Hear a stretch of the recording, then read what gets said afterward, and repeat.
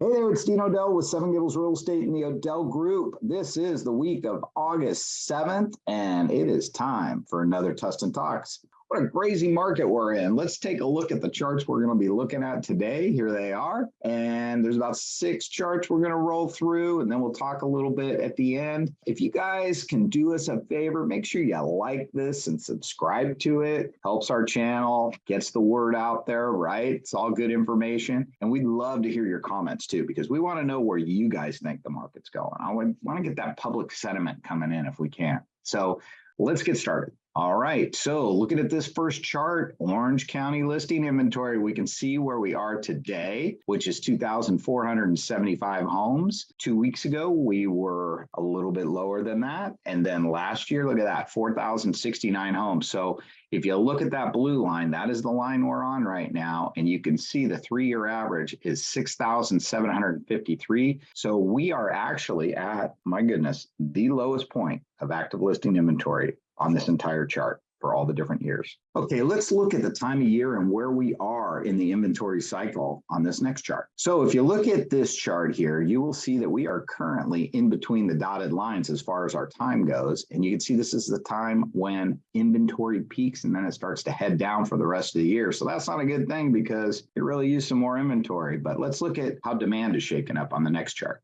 Okay, so now we're looking at this Orange County demand year over year and last 30 days of activity. Boy, look at that green line from COVID. Was that a crazy year? Wow. Demand plummeted, that it skyrocketed. I mean, we are still trying to get back on a normal course here after COVID. If you look, we're at the very bottom blue line of this chart, which means our demand is also at the lowest level ever. So we got the lowest inventory levels, we got the lowest demand level. And, you know, they just started charting this stuff and keeping track back in 2004. So we're talking about almost a 20-year period now of data. And we are at the lowest levels. You look at where we were on a 3-year average, 2,630, and where we are today is almost 1,000 sales less in the last 30 days when you compare it to normal demand. Let's look at the next chart. Oh, this goes right in line. This is just kind of a summary. We looked at the top half of this chart in our charts. This just summarizes it. But now let's talk about the bottom half. This is the cold front, right? It's like, where is the inventory? Look at the number of new listings in 2023, 14,509. And if we look at the closed sales below that in 2023, 11,577. Now compare those two numbers with last year,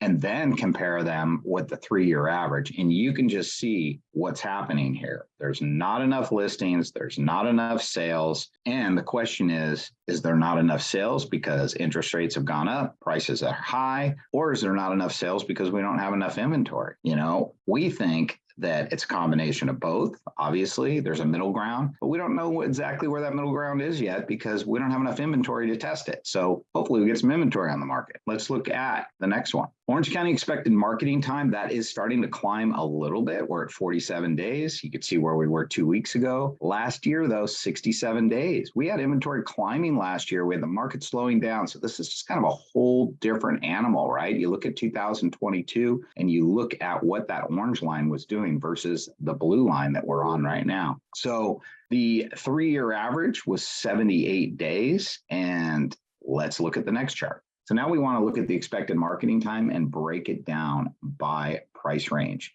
So if you look at the marketing time at the top, 34 days down to 53 days, all the way up to $2 million. So anything between 0 and 2 million, look at back in the chart there, it's a hot seller's market, right? That's under 60 days. You could see where it was last year to the right. It was actually a slower market. Then we go to the 2 to 4 million, same thing, a little faster, but a slight seller's market. Then we go to the 4 to 6 million, and you can see that that is getting into a buyer's market. And especially 6 million and over, that is really a deep buyer's market. You can see that the current inventory is 9% out there that's over 6 million, and there's only 1% of the buyers demanding that. So roughly 9 homes for every 1 buyer, and it's taking 291 days to get those homes sold.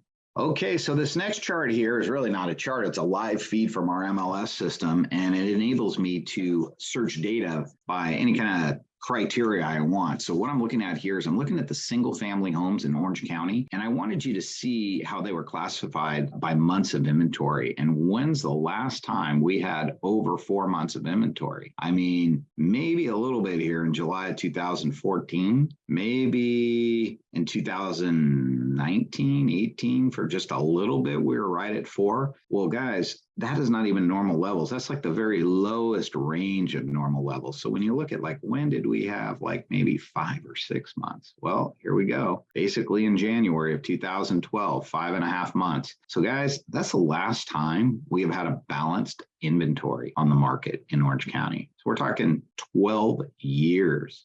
And so if we think of that as January 2012, we say, oh, okay, well, how many active listings were out there back in 2012 in the market? Well, in December, there was 7,900. And then it started dropping because sales started picking up, right? So if you look at where we were in August, there was 6,200 homes basically on the market. I don't have my glasses on, but that's what it looks like to me. And so you can see that's a lot more homes than what we had. And then when you look at the pending sales back then in June of 2012, look at that. Our inventory, 6,000 homes roughly. We had 2,000 homes going into escrow. And that was the last time we had a normal market. And if you look at that, that's about 3 homes for every 1 sale. Okay.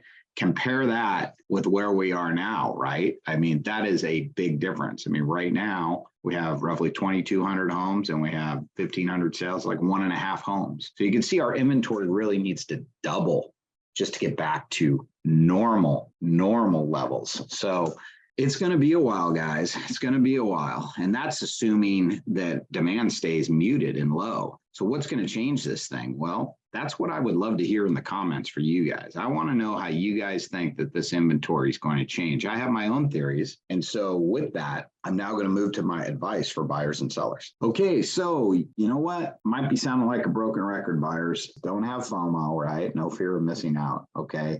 Don't just jump on things and regret it later. Make sure you're buying a house right now for the long term. Let's make sure you can afford it because things are very expensive right now and so are interest rates are up. So you have to really understand what you're getting yourself into. But if it works for you, you like the house, you think you're going to be there a long time, your family's needs are at a point where you've got to move, or your needs are where you need to move, then it's probably makes sense to do. Just have a long-term perspective on things, okay? Sellers, as far as you guys are in a great position. I don't know how much longer it can stay like this. I mean, we could have something weird happen in the economy. I mean, things, you know how fast things could change. I mean, look at what happened when COVID hit, right? You know, I mean, you just don't know what can happen. So we do have solutions for you guys, though. If you want to call and reach out, not only are we going to get your house looking really good prior to putting it on the market, that's something that we do and include in the commission. And we do pretty much everything you can think of, okay? We've done almost full remodels. So we can do any scale you want. We can get real creative on how we do it, financing wise, or put it in the commission, you know, all that kind of stuff. So we got you covered there to get you the most money, but we need to figure out what's holding you back.